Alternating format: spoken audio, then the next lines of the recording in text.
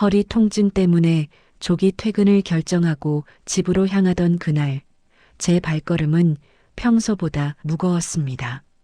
현관문을 열자마자 저를 맞이한 건 집안의 적막함이 아니라 코끝을 찌르는 기묘하고도 눅눅한 공기였어요. 거실에 감도는 공기는 남편의 묵직한 채취와 제 여동생 미나가 즐겨 쓰던 달큰한 복숭아 향기가 엉겨붙어 끈적거리고 있었죠. 안방 문 앞으로 한 걸음씩 다가갈수록 제 고막을 자극하는 소리들은 더욱 선명해졌습니다. 규칙적으로 침대 프레임이 삐걱거리는 소리, 그리고 살과 살이 거칠게 마찰하며 내는 그 척척하고 비릿한 물소리. 아, 오빠, 조금만 더. 문 너머에서 들려오는 건 제가 평생을 아껴온 여동생 미나의 곁에 섞인 신음이었습니다. 그 소리는 마치 날카로운 송곳이 되어 제 심장을 난도질하는 것 같았죠. 저는 떨리는 손으로 문고리를 움켜쥐었습니다.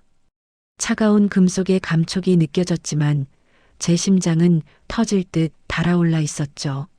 문을 벌컥 열어젖힌 순간 제 눈앞에 펼쳐진 광경은 지옥 그 자체였습니다. 땀에 젖어번들거리는 남편의 넓은 등, 줄기가 요동치고 있었고 그 아래에는 제 여동생 미나가 하얀 다리를 남편의 허리에 감은 채 쾌락에 젖어 눈을 감고 있었습니다. 제가 들어온 것을 확인한 남편은 경악한 눈으로 저를 올려다보며 제 이름을 비굴하게 불렀고 미나는 당황하며 제 남편의 몸 뒤로 하얀 살결을 숨기려 바스락거리는 이불을 끌어당겼습니다. 저는 소리쳤습니다. 미나야, 너를 자식처럼 키운 이 언니의 침대 위에서 내 형부의 목덜미를 휘감고 그 가느다란 손가락으로 대체 무슨 짓을 하고 있었던 거냐고. 방금까지 내 남편의 몸에서 뿜어져 나오던 그 뜨거운 열기가 내 몸 어디를 적시고 있었는지 내가 모를 줄 알았냐고 말이죠.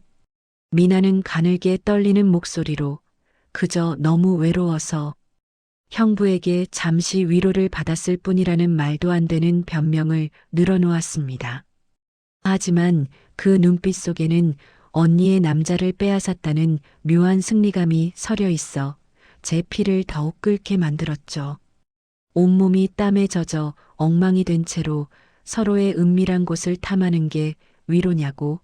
너희의 그 역겨운 살취가 호당한 가득 진동하는데 내가 어떻게 눈을 감을 수 있겠냐고 포효했습니다. 남편은 아이들이 듣겠다며 제발 소리를 낮추라고, 이건 잠시 남자의 본능이 앞선 실수였다고 무릎을 꿇으며 빌기 시작했습니다. 하지만 저는 그들의 피부가 맞닿아내던 그 척척한 마찰음을 잊을 수 없었습니다. 너희가 비웃던 그 멍청한 지수는 이제 죽었으니 경찰을 부르기 전에 그 더러운 몸뚱이들을 당장 내 집에서 치우라고, 내 아이들의 인생에 너희 같은 오물을 남기지 말라고 마지막 경고를 날렸습니다.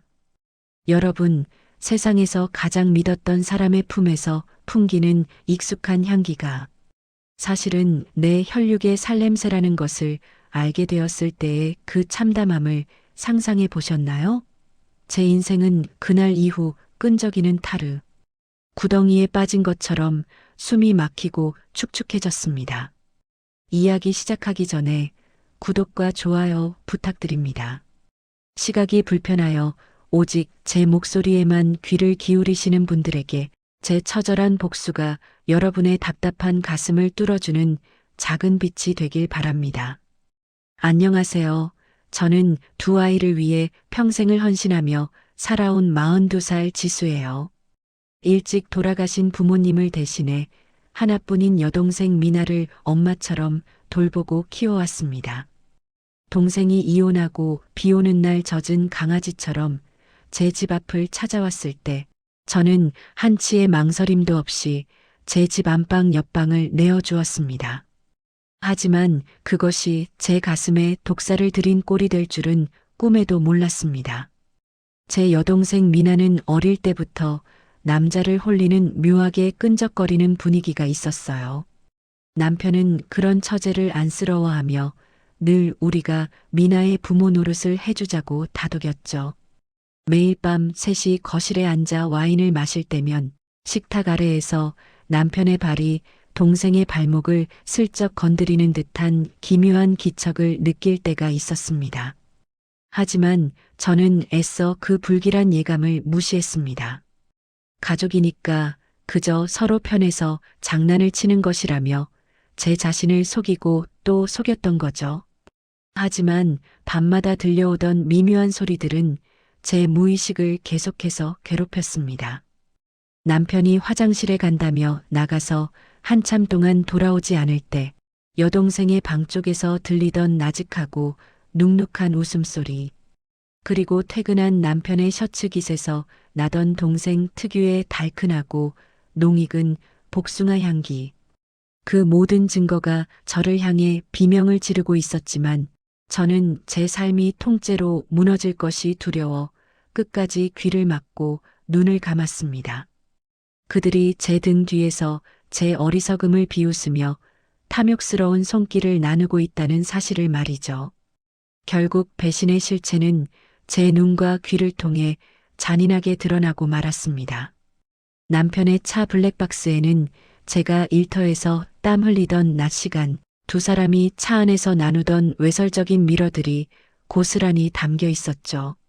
남편은 미나의 향기가 너무 좋다며 지수는 이런 맛이 없는데 내 피부는 아주 찰떡처럼 감긴다며 음탕한 소리를 내뱉고 있었습니다.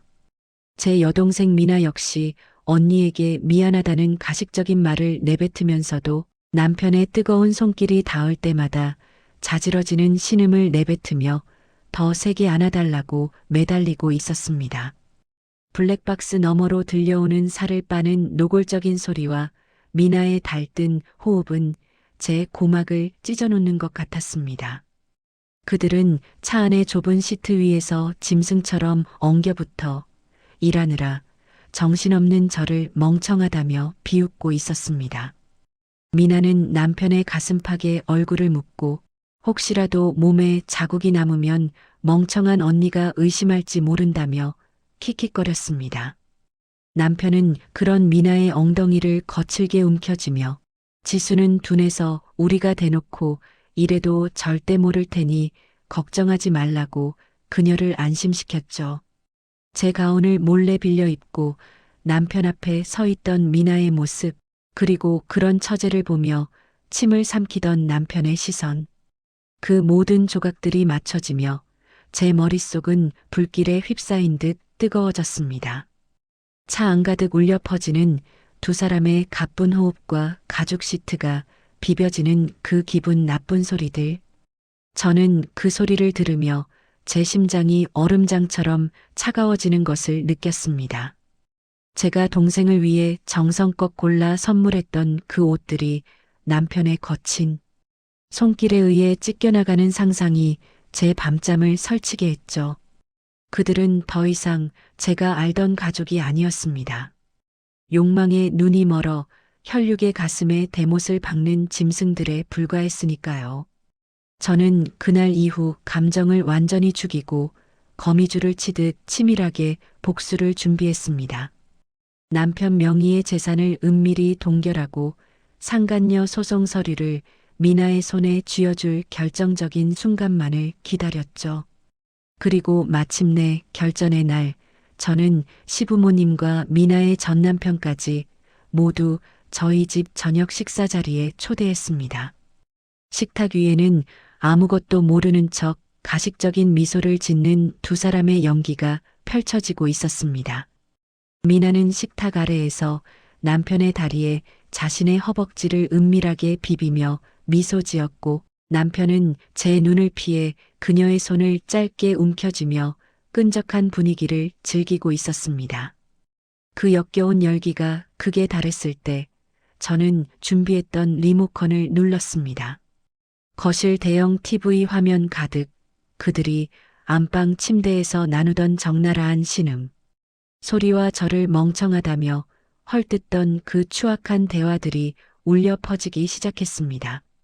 화면 속에서 남편은 미나의 몸이 최고라며 지수는 평생 가도 너처럼 반응하지 못할 거라는 저질스러운 말을 내뱉고 있었고, 미나는 언니가 알면 우린 죽겠지만 지금 이 순간이 너무 좋다며 남편의 몸에 더 깊숙이 파고들고 있었습니다.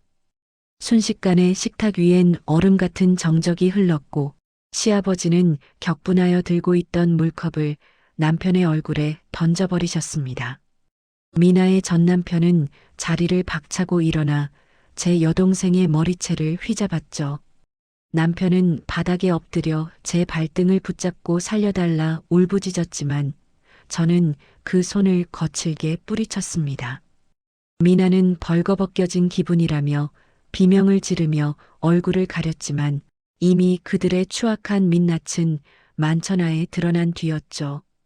저는 미리 준비해 두었던 남편과 동생의 짐가방을 베란다 밖으로 하나씩 던져버렸습니다.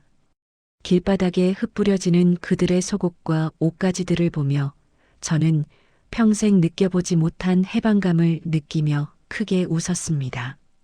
그 쓰레기들이 떠난 집안은 지독했던 악취가 씻겨나간 듯 맑고 투명해졌습니다. 저는 그들의 채취가 남아있는 침대 매트리스를 통째로 버리고 그들이 손닿았던 모든 물건을 마당에서 불태웠습니다. 타오르는 불길 속에서 남편의 가식적인 사랑과 동생의 끔찍한 배신이 검은 연기가 되어 흩어지는 것을 보며 저는 비로소 몇 년 만에 깊은 잠에 들 수 있었습니다. 들리는 소문에 의하면 남편은 불륜 영상이 회사에 퍼져 권고사직을 당했고 퇴직금도 없이 쫓겨났다고 합니다. 제 여동생 미나는 가족 모두에게 절연당해 지방의 한 공장 숙소에서 겨우 입에 풀칠을 하며 살아가고 있다더군요. 두 사람은 이제 서로를 증오하고 탓하며 매일같이 짐승처럼 싸우고 있다고 합니다. 그들이 그토록 원하던 그 살냄새를 이제 지옥 같은 현실 속에서 지겹도록 맡으며 살아가게 된 것이죠. 이제 제 아침은 향기로운 커피 향과 아이들의 해맑은 웃음소리로 가득 차 있습니다. 누군가의 아내나 언니라는 껍데기를 벗어던지고 오직 나 자신, 지수로서 살아가는 이 삶이 얼마나 소중하고 아름다운지 이제야 알 것 같습니다. 배신의 상처는 흉터로 남겠지만 그 흉터는 제가 그 지옥 같은 시간을 견뎌내고 승리했다는 훈장이기도 합니다. 인생에서 쓰레기를 치우는 일은 결코 부끄러운 것이 아닙니다.